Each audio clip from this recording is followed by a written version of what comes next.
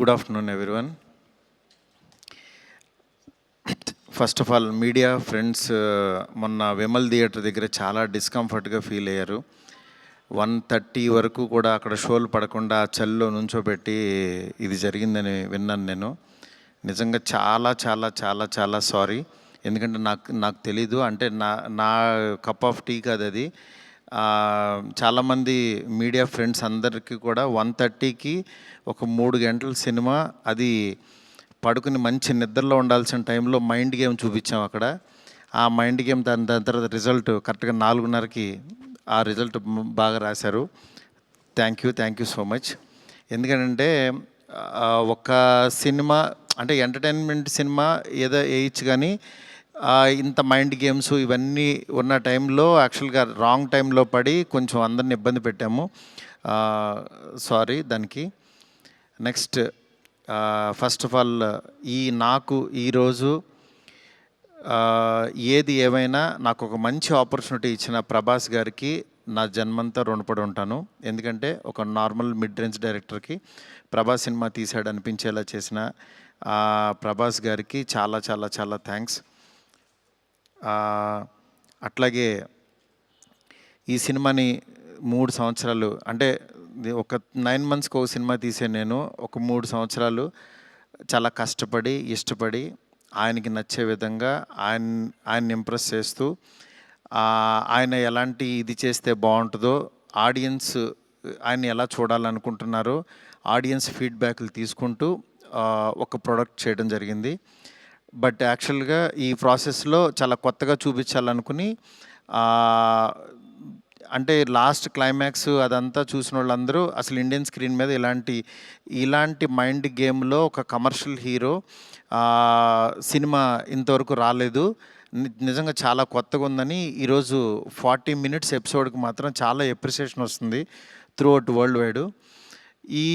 ఈ దీంట్లో అందరూ అంటే ప్రభాస్ గారిని పెట్టుకుని నేను కూడా సింపుల్గా కమర్షియల్ సినిమా రాసేయచ్చు, చేసేయచ్చు, చాలా ఈజీగా అయిపోతుంది. కానీ ఆయన కూడా ఇలాంటి కథని కొత్తగా చెప్పాలి, ఆడియన్స్కి తీసుకెళ్ళాలి, కొత్త సినిమాలు పెద్ద హీరోలు చేయాలని ఆయన సంకల్పంతో డెఫినెట్గా ఈ సినిమాని మీ ముందుకు తీసుకురావడం జరిగింది.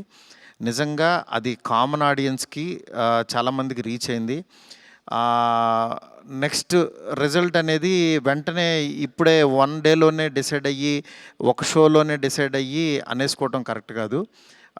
ఎందుకంటే ఇప్పుడు పండగ ఉంది, అన్ని సినిమాలు చూస్తున్నారు, చూడాలి. ఒక 10 రోజులు ఆగితే ఈ సినిమా ఏంటని తెలుస్తుంది. ఎందుకంటే ఎప్పుడైనా సరే మనకి కొత్త పాయింట్తో వచ్చిన సినిమా కూర్చోగానే ఎక్కేసి అద్భుతం జరిగిందని అనుకో. ఎందుకంటే కొత్త పాయింట్ ఎప్పుడైనా ఇట్ విల్ టేక్ టైం.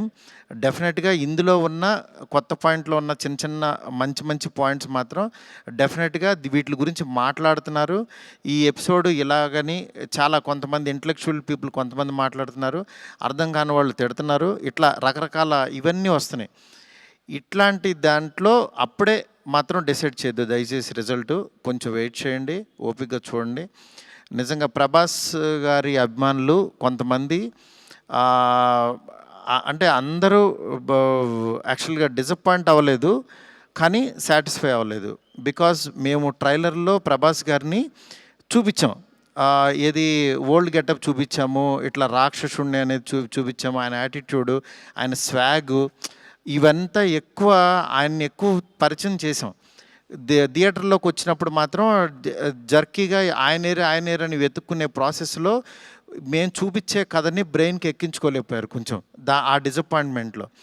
అందుకని నిన్న ఈవినింగు ప్రభాస్ గారి అభిమానులు చాలామంది ప్రెసిడెంట్స్ కూడా మాట్లాడారు నాతో, అన్న బాగా తీసామన్న సినిమా, ఆ ఓల్డ్ గెటప్ ఏమైందన్నా అది వస్తే కనుక మాకు చాలా హ్యాపీగా ఉంటుందని చాలామంది అభిమానులు మాట్లాడారు.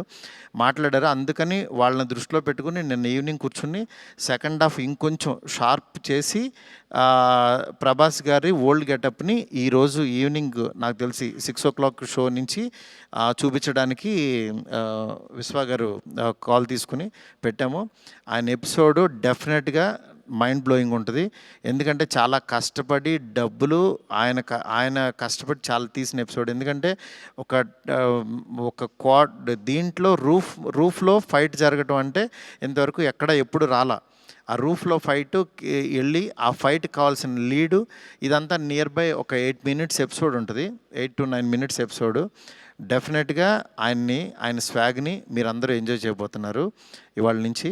అలాగే ఎక్కడైతే లెంత్ అని కొంచెం ల్యాగ్ అని ఫీల్ అయ్యారో కొన్ని సందర్భాల్లో అవి కూడా షార్ప్ చేసి ఈరోజు ఈవినింగ్ నుంచి కొత్త ప్రభాస్ గారిని, మళ్ళీ రియల్ రాజాసాబ్ అని ఫీల్ అయిన ప్రభాస్ గారిని మేము చూపించబోతున్నాం.